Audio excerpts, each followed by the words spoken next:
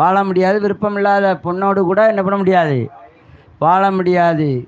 விருப்பமில்லாத பொண்ணு என்ன சொல்லும், கால்பட்டாலும் குற்றம் கைப்பற்றாலும் குற்றங்க. விருப்பம் உள்ளது என்ன பண்ணும், என்னமோ பண்ணிட்டு போங்கன்ட்டு போயிடும். அல்லேலூயா. அப்போ விருப்பம் மிக அவசியம். அல்லேலூயா. என்ன அவசியம்?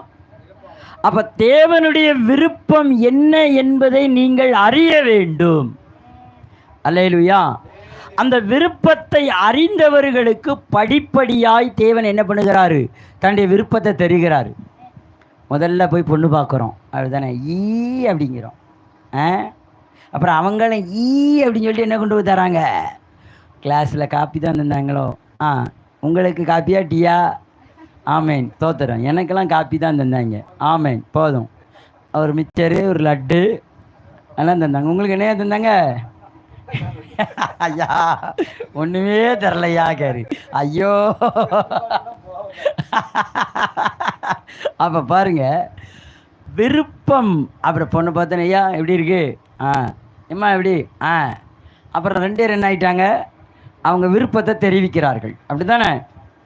ஆண்டவர் கிறிஸ்துவுக்கு முன்ன, உலகம் தோண்டுவதற்கு முன்ன, எப்படி நீங்கள் நானும் இந்த உலகம் தோண்டுவதற்கு முன்னையே அவர் உங்களை நிர்ணயம் பண்ணிவிட்டார். அல்லேலூயா. என்ன பண்ணிவிட்டார்? நிர்ணயம் பண்ணிட்டாரு. இந்த நிர்ணயம் பண்ணினது படிப்படியாக நம்மளை என்ன பண்ணுறாரு, அப்படியே சித்தத்துக்குள்ள இந்த பொண்ணு இந்த மாப்பிள்ளைக்கு, இந்த மாப்பிள்ளை இந்த பொண்ணுக்குன்னு நிர்ணயம் பண்ணியாச்சு சின்ன பிள்ளையிலேயே. ஆனால் அந்த பிள்ளை வாலிப வயசு வரும்போது என்ன பண்ணுது, கொஞ்சம் தகரிகா திகரிகா இங்கே சொல்ல, இங்கே தான் நிர்ணயம் பண்ணியிருக்கு, இந்த பிள்ளைக்கு தான் நீ, அந்த பிள்ளைக்கு தான் நீ, எங்கேயாச்சும் போன. அப்போ நிர்ணயம் பண்ணினது. அப்போ இங்கே நீங்கள் நினைக்கிறீங்க நீங்கள் எங்கேயோ போயிருக்கணும், ஆனால் ஏன் என்கிட்ட வந்திருக்கீங்கன்னா உங்களை தேவன் நிர்ணயம் பண்ணியிருக்கிறார்.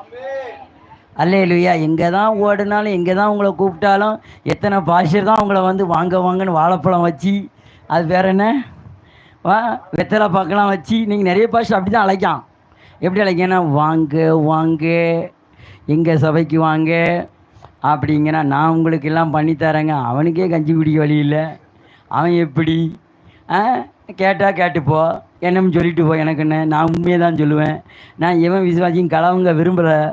ஆலையிலுயா ஆலையிலையா. சத்தியம் தெரியாதவனுக்கு சத்தியத்தை சொல்லி கொடுத்து என் பின்னாடி வர சொல்லுதேன். பவுல் சொன்னது போல், நான் கிறிஸ்துவை பின்பற்றுவது போல் நீனு என்ன பண்ணிக்கோ, கிறிஸ்துவை பின்பற்றி என் பின்னாடி வா. வர விரும்பதான் வா. நாங்கள் ஃப்ளைட்டில் போகிறப்போம், வா. தோணியில் போனோம்னா தோணியில் போ. அல்லேலூயா. அத மாதிரி நிர்ணயம் பண்ணி வைத்திருக்கிறார் ஆண்டவர் நம்மை. இதை அறிய விரும்ப வேண்டும். பாருங்க, தேவ சித்தம் படிப்படியாக நம்மிடத்துல வெளிப்படும். எப்படி படும்? ஏம்மா நீ இங்கே போதி, அவளுக்கு நான் போதிச்சுக்கிட்டேன், வாயை மூடிட்டு இரு கொஞ்ச நேரம், போதிச்சுக்கிட்டே இருக்கா வந்ததுலேருந்து. அது என்ன போதனை? பக்கத்தில் இங்கே நான் போதிக்கேன்டா. அல்லேலூயா.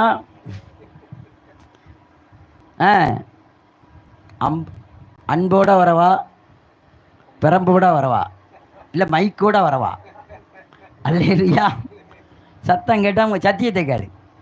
ஆமீன். சத்தத்தை போட்டு சத்தியத்தை குழப்பாத. ஆமீன்.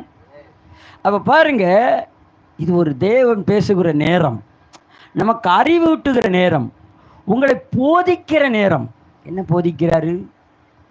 உனக்கு போதனை மூலமாக லாபத்தை தர்றாரு. நீ நினைக்கிற இத்தனையோ பேருக்கு போதனை கிடையாது. சிலதெல்லாம் சில சர்ச்சைக்கு போகுது. எப்படி போகுது? சும்மா போயிட்டு சும்மா வருது.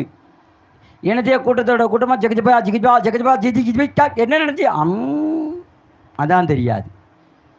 சில நேரம் எங்கள் பாப்பாவை நாங்கள் சபைக்கு அனுப்பி வச்சுருப்பேன், பக்கத்தில் சிஎஸ்சி சர்ச்சுக்கு எங்கள் ஊரில் இருக்குது. பாப்பா இன்னைக்கு ஐயர் என்ன சொன்னார்? ஐயரம்மா வந்திருந்தாங்க. அப்போ ஐயர் என்ன சொன்னார்? அவள் பிள்ளை வந்துருச்சு. அப்போ பிள்ளை கூட தான் இவளுக்கு என்ன இருந்துச்சு?